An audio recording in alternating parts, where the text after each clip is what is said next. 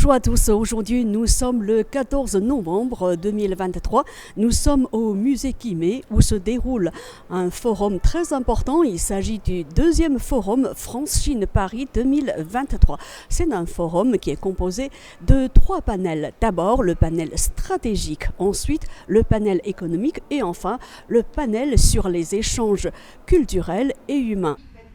Yannick Lintz, président du musée Guimet, s'est dit très heureuse d'accueillir au musée Guimet le deuxième forum France-Chine 2023.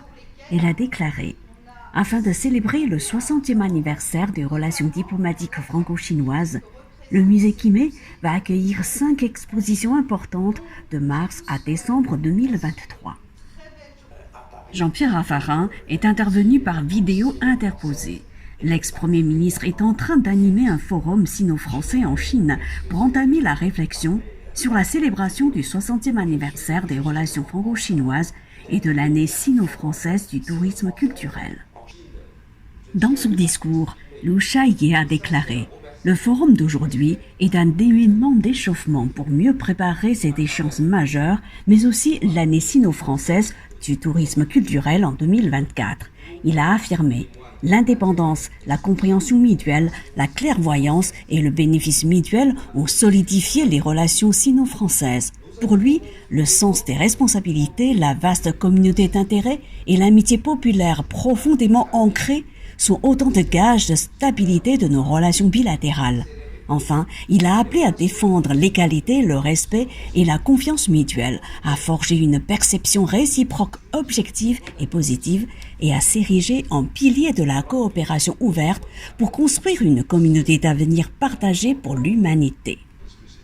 S'en sont suivis 3 panels. Le premier stratégique, où les intervenants ont apporté leurs témoignages et leur analyse sur l'histoire de la fondation des relations diplomatiques entre la France et la Chine, mais aussi l'évolution des relations bilatérales sur les plans économiques et financiers. Pour moi, c'est un vrai honneur et un vrai plaisir que d'accueillir ce forum ici au musée Guimet où la Chine est célébrée tous les jours avec la richesse de nos collections chinoises et encore plus pour l'année 2024 où nous aurons une vraie année chinoise au musée Guimet. Nous organisons ce forum pour célébrer le 60e anniversaire des relations diplomatiques entre la Chine et la France. Effectivement, la stabilité, la clairvoyance et la coopération mutuelle, et l'égalité, le respect mutuel, ce sont les enseignements que nous avons tirés dans les relations de nos 2 pays. C'est un forum important puisqu'il faut conserver et développer ce dialogue entre acteurs français et chinois de l'économie et c'est l'occasion de se retrouver en présentiel à Paris. Donc c'est une journée qui va être très riche en échanges. On a un grand programme l'année prochaine pour réunir les partenaires 60 pour le 60aire des relations diplomatiques entre la France et la Chine. On va se concentrer sur l'histoire de ces 60 ans de relations économiques avec des témoignages des entreprises sur ces 6 décennies. Lors du deuxième panel, essentiellement économique, 5 chefs d'entreprise ont partagé leurs expériences de travail en Chine. Selon Jean-Paul Agon, président du groupe L'Oréal, la Chine est le seul pays où les maires apportent un soutien concret et très précieux aux entreprises. Philippe Houzé, président du directoire du groupe Galeries Lafayette, a déclaré que son groupe, qui s'est implanté avec un grand succès en Chine, s'apprête à ouvrir d'autres magasins dans des villes comme Chongqing par exemple.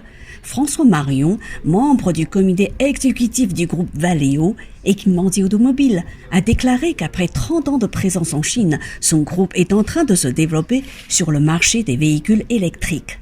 François Février, CEO de Suez Asie, a affirmé que pour un groupe étranger qui travaille dans le domaine de l'eau, secteur très sensible, il est essentiel de travailler en collaboration avec des partenaires locaux, gage de succès.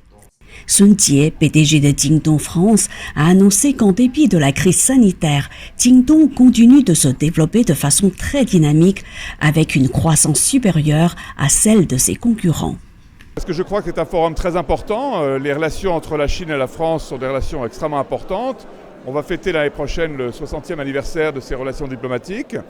Et ce forum, quelque part, c'est une préparation de cet événement important. Et donc, c'est un événement tout à fait significatif. Et L'Oréal, Olaya, en chinois, est un acteur très important en Chine et un acteur important de la relation franco-chinoise. Et donc, moi-même, je suis toujours, à chaque fois que c'est possible, disponible pour ces événements. Écoutez, le groupe Suez est présent depuis 50 ans en Chine. Et pour l'année prochaine, avec les 60 ans de relations et d'amitié entre la France et la Chine, nous avons décidé d'accroître notre présence et de continuer à investir dans notre business model en Chine, dans les différentes régions. Donc nous souhaitons continuer à avoir une plus grande emprise et aider les municipalités à faire une évolution environnementale et les aider à réduire leur empreinte carbone. Alors nous, clairement, notre stratégie en Chine, c'est de s'engager à fond sur le véhicule électrique. On y est localisé depuis déjà 6 ans sur ce domaine-là de véhicules électriques, et on a localisé en Chine l'ensemble de la production de nos moteurs, de nos chargeurs et aussi de ce qu'on appelle des onduleurs en français, qui sont en fait le cerveau du moteur électrique. Et qui est une pièce pleine d'électronique et de software. Mais au-delà de la production dont j'ai parlé, la Chine, c'est aussi un centre de développement pour la mobilité électrique. Et on parle là des véhicules électriques, mais la mobilité électrique, elle va au-delà de la voiture, elle va aussi sur toutes les petites mobilités. Et on a ouvert en 2021 un centre à Pékin pour les nouvelles mobilités, pour adresser d'autres types de véhicules. Donc par exemple des véhicules à 4 roues qui ne sont pas des voitures, on peut parler de voiturettes, de voitures de golf. On a également ouvert à travers ce centre des nouveaux business sur des 2 roues, des 3 roues. Et même des choses qui ne bougent pas, comme par exemple les data centers et le refroidissement de data centers. Le troisième panel était axé sur les échanges culturels et humains, aspect incontournable des relations entre les Français et les Chinois. Reportage par Mandarin TV.